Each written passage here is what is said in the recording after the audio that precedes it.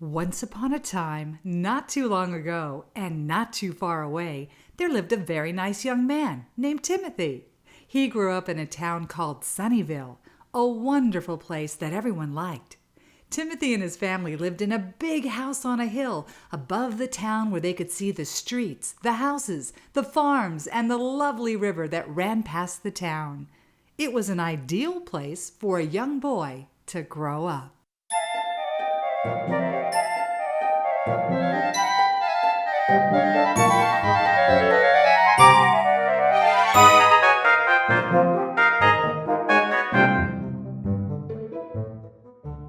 Timothy loved to skip along the streets and down the hill from his house to the beautiful river below.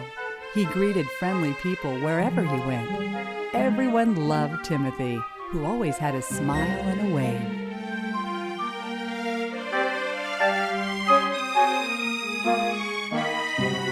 He marveled at the wonder of nature all around him.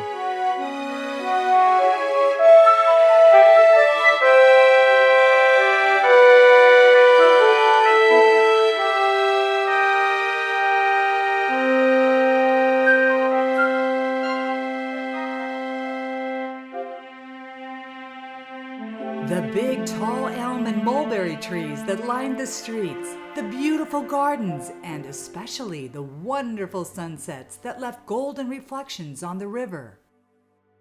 Timothy liked to stand on the dock at the river's edge and look in awe at the beautiful sight.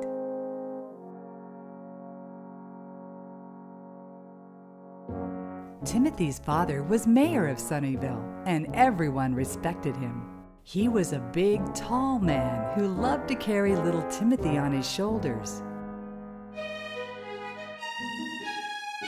Timothy's mother was a very happy person whose sweet nature was loved by all. In fact, everyone said that Timothy and his mother were very much alike. And not surprisingly, she was a nurse who taught Timothy to care for others, especially people who didn't have as much as he.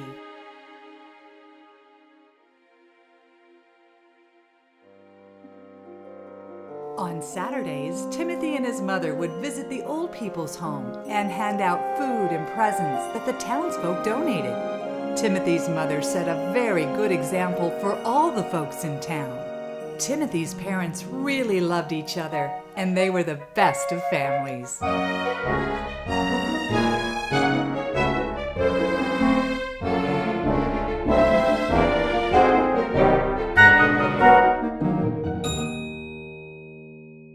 But of all the people in Timothy's life, the one he loved the most was his grandmother.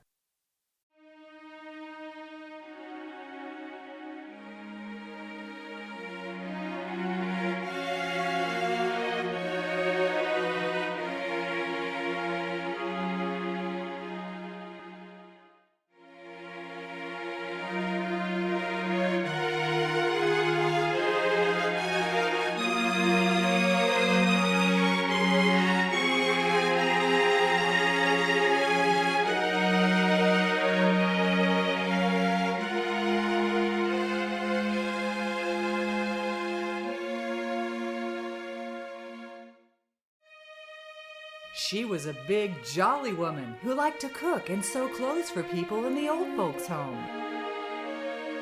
Often at bedtime, his grandmother would sit beside Timothy and read him wonderful stories. As she read to him, Timothy felt very safe and peaceful.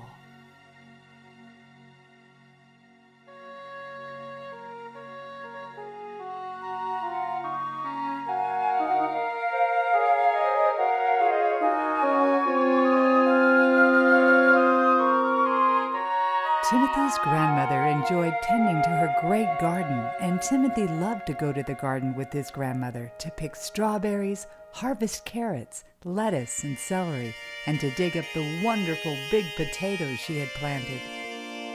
It was a great garden full of colorful flowers and big tall corn where a little boy could run and play. And I'll let you in on a big secret. Timothy and his grandmother talked to the plants and animals in the garden. In fact, they were all the very best of friends.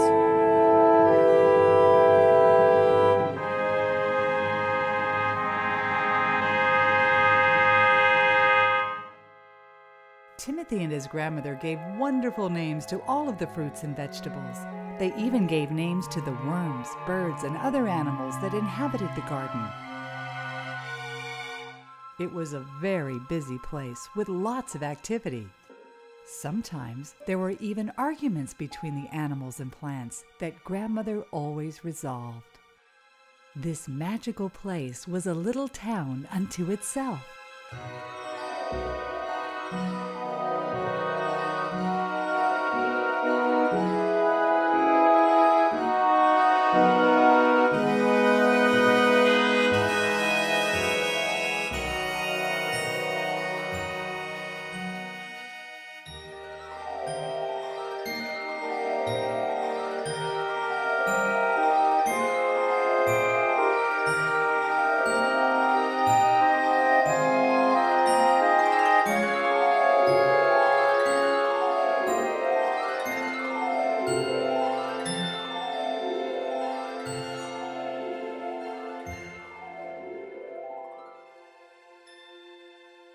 Now, I think it's time for you to meet a few of our friends in the Magic Garden. First, there is Ronnie Russet and his friends in the Potato Patch, a happy and hearty group.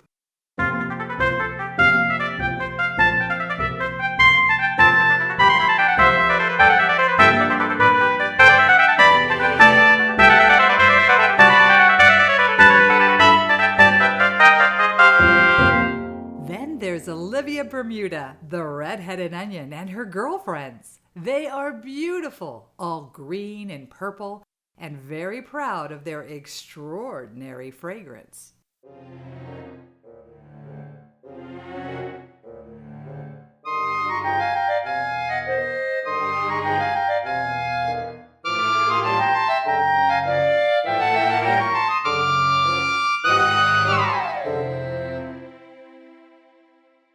There is an ongoing argument between Olivia Bermuda and Ronnie Russet as to which is the more important vegetable in the garden.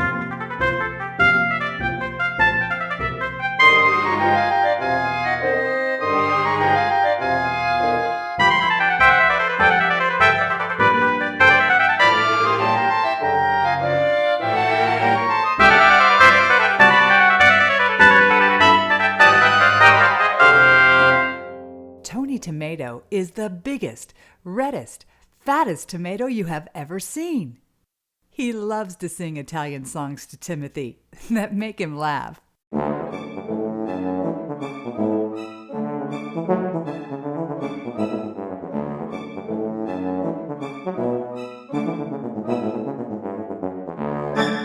Connie Cornstalk and her field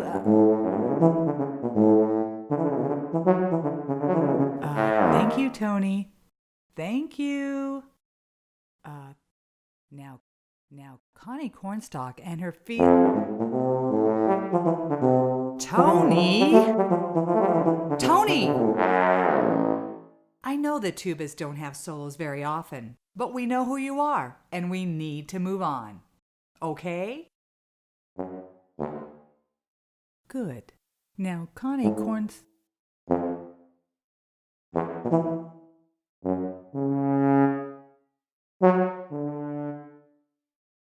Tony!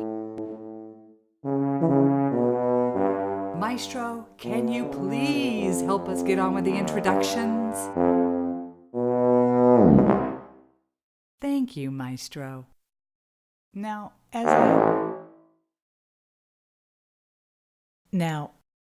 I was saying, Connie Cornstalk and her field of friends are all yellow and green and keep lookout for crows and other birds for the entire sun-drenched garden.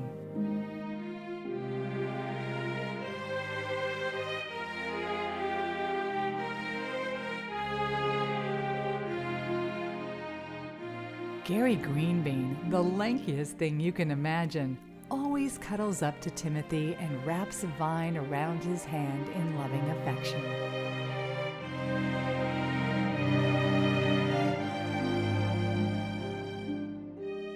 And all kinds of other fruits and vegetables are there, all working in harmony.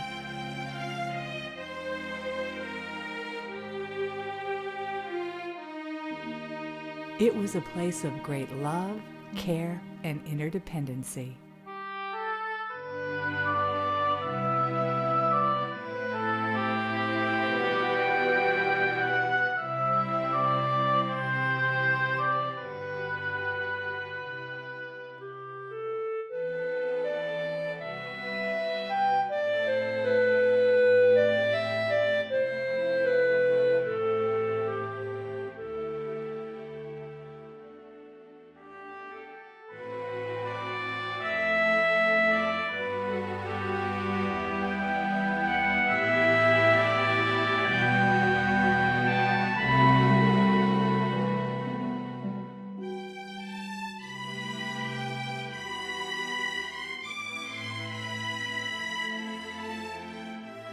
At dusk, with his little red wagon loaded with vegetables, fruits, and flowers, Timothy and his grandmother walked back to the house, talking about the world and the wonder of it.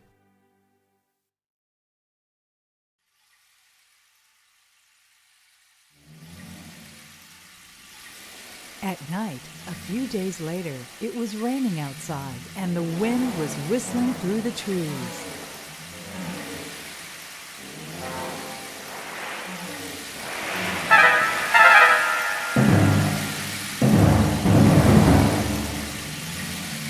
Timothy woke up in a fright and went to the window.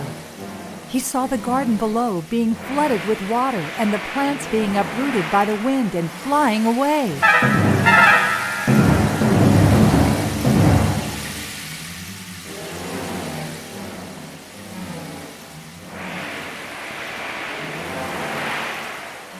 He ran to his parents' room and hugged his mother tightly. She said, "Don't be afraid, Timothy. It's only rain and wind." He nodded, gave his mother a good-night kiss, and went back to his bed. But he lay in bed thinking that something was wrong, very wrong.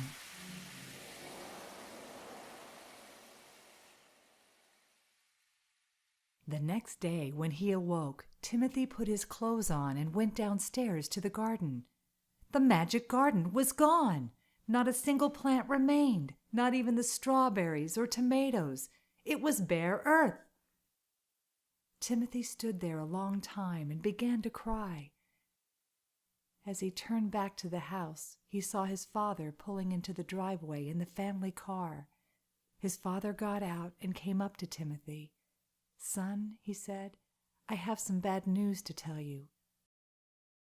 Last night, your grandmother became very ill. Timothy, your grandmother is never coming home. She's gone to another place where old people go to be at peace. Someday you and I will go there too, and we will see her again."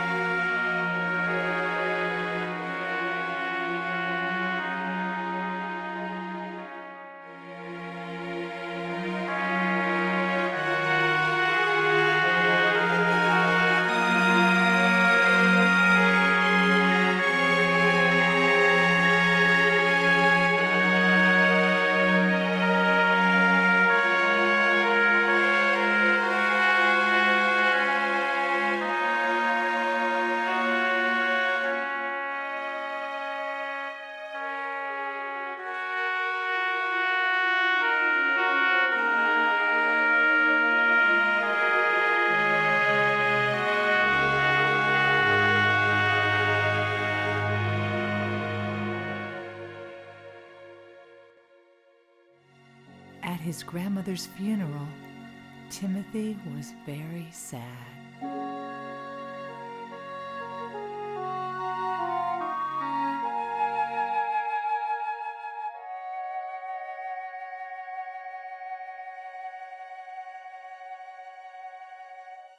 A few days later, Timothy was in his room reading a book.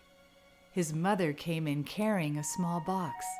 "Timothy," she said, I found this in your grandmother's room with a note addressed to you." She handed the note and the box to Timothy. "It says that you should read it alone." So she left him to read his grandmother's note.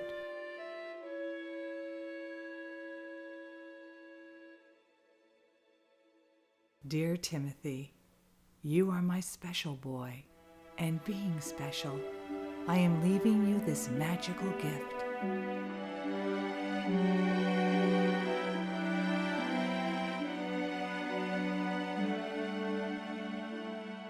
Please open the box and take out the first envelope and follow the instructions on it.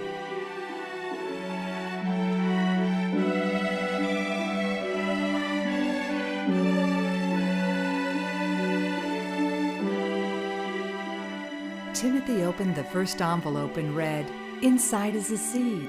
Her name is Rose.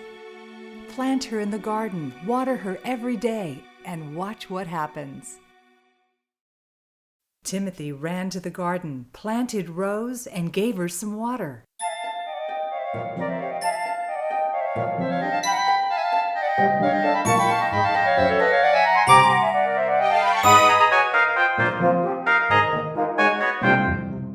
In just a few days, a little stalk started to grow out of the ground. In no time, it had grown 6 inches, then a foot, and then the stem got thicker and it grew to 2 feet, and finally to 4 feet tall with lots of leaves on it and a big red bud on top. One day he came down and a large red bloom had opened.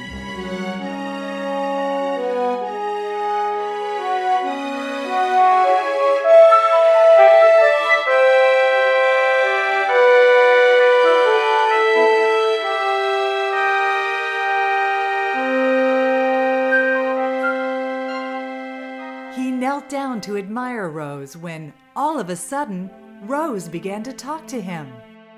"Timothy, I am to be your friend from now on. Your grandmother left me to you, and I am to guide you in making a special garden."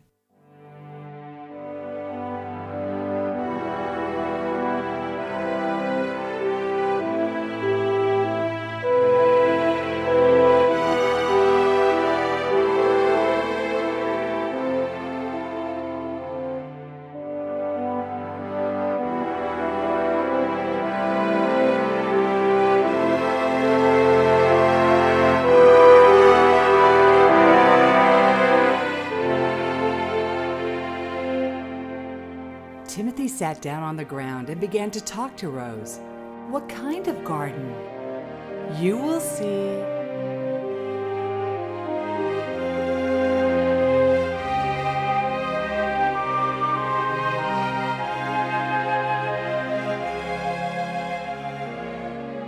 "Go get the box and bring the seed envelopes here."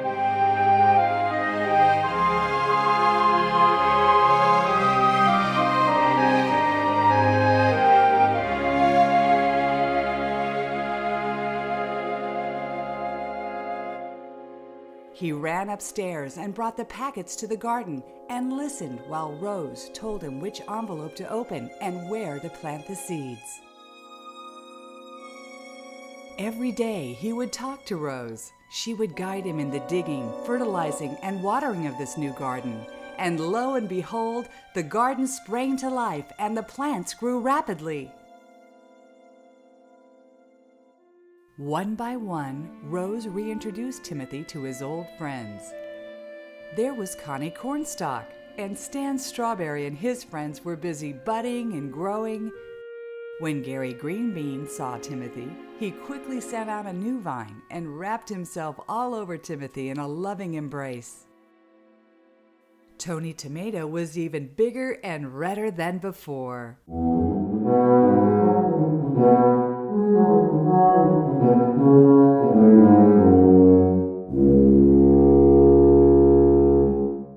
Timothy was happy once more, and he and his magic garden were together again.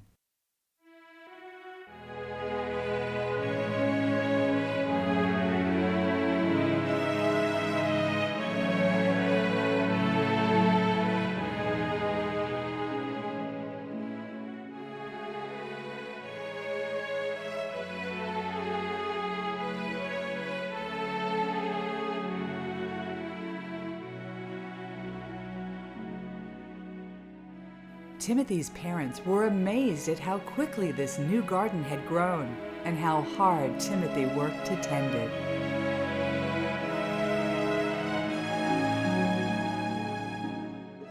They were very happy for him and proud of his accomplishment.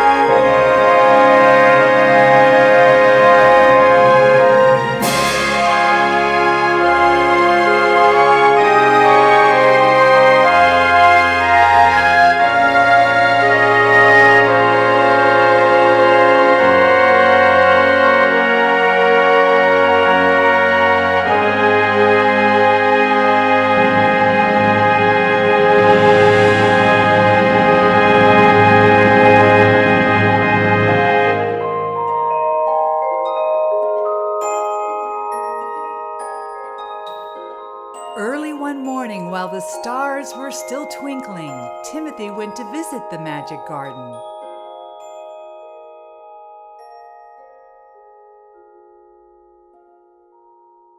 He sat down to watch the sunrise and to talk with Rose and all the vegetables.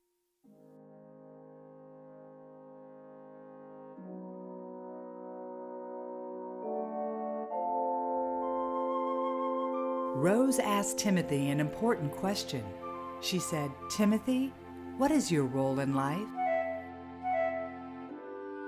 He pondered the question and then answered, "I guess it's to take care of this garden."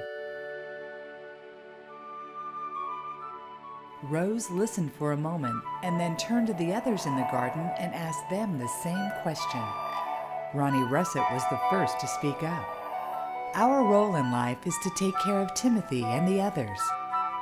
We provide them with nourishment and energy to continue to do their work. Rose said, "Yes, that's right, Ronnie. We help Timothy and others, and in return, they help us to grow and prosper. We are bound together in an amazing way, aren't we?" They all nodded.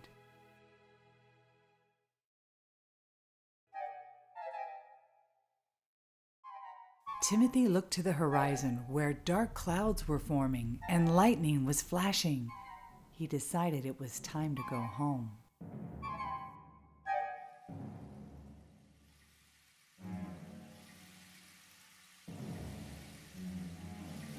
That night, the sky got black and it was very windy. Fierce lightning struck high up in the hills and the wind whipped through the trees. Timothy ran to the window to see what was happening. The lightning illuminated the garden and the surrounding land. He could see that flooding was beginning to occur. It was worse than the flood before. He got dressed quickly, put on his rain gear, and ran downstairs to talk with Rose. Rose was soaked to the bone. She cried out for Timothy to dig a deeper ditch for the water to run off the garden.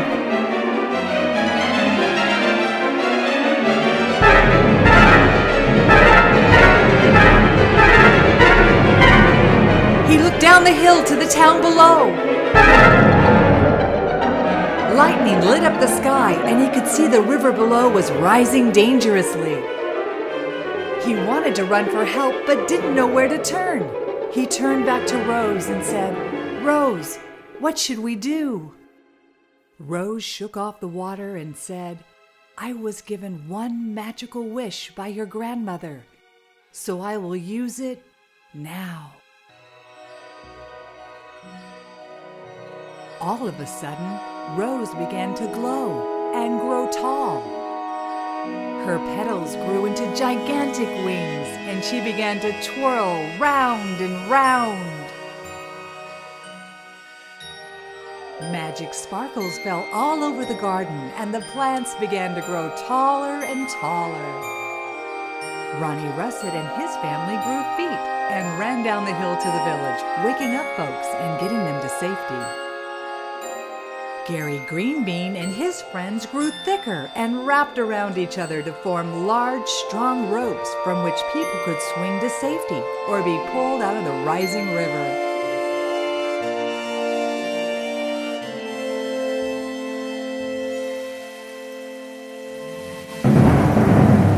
As the storm continued to rage, Stan Strawberry and his pals grew large leaves that turned into wings, creating a flying carpet. They swept down on the hospital and carried sick folks to safety.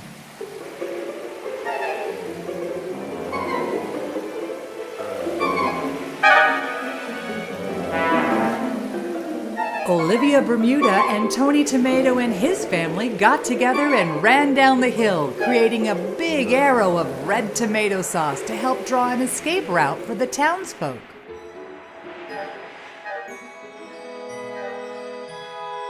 When Rose signaled to her, Connie Cornstalk in her field sprouted flippers and created large corn mats that would float people down the river to safety. It was teamwork unparalleled in the world.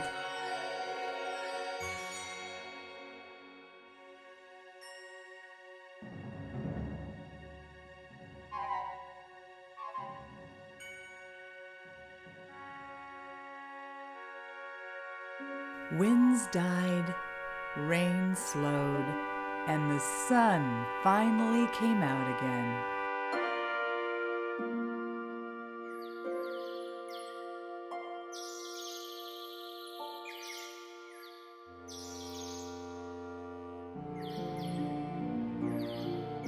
The warmth of the rays dried the land, and people came out of their shelters to look at the damage. It was a miracle. The town was still there, and no one had perished.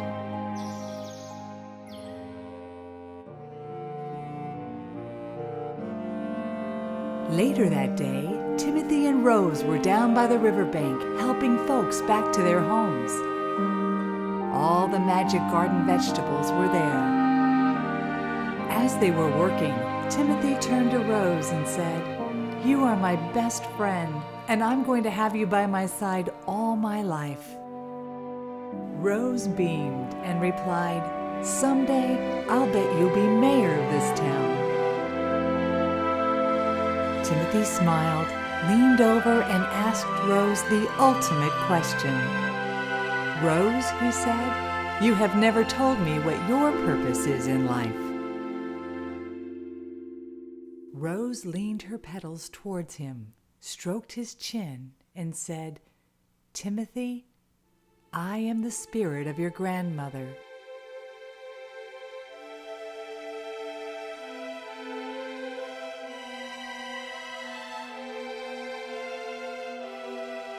I will always be there with you, to guide you and to remind you to love and take care of nature.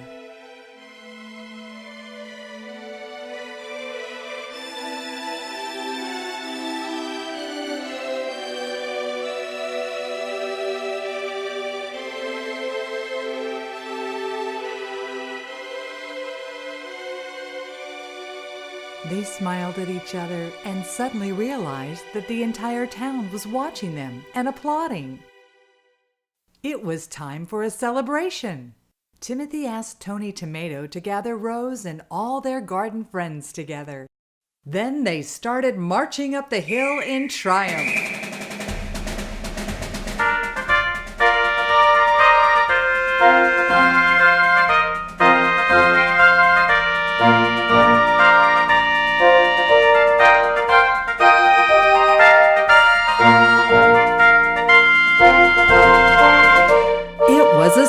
splendid affair. Timothy's mother and father stood at the top of the hill and looked down with pride at Timothy, the town's hero.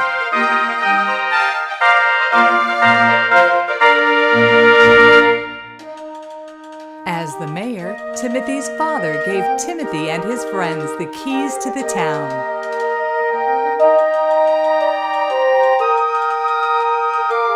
All of the vegetables were given their own separate gardens. And Tony Tomato got his lifelong wish, an Italian restaurant where he could sing to his heart's content. What a sight! Everyone was waving as the magic garden continued its triumphant march up the hill. Timothy looked around and thought how proud his grandmother would be to see such good in the world.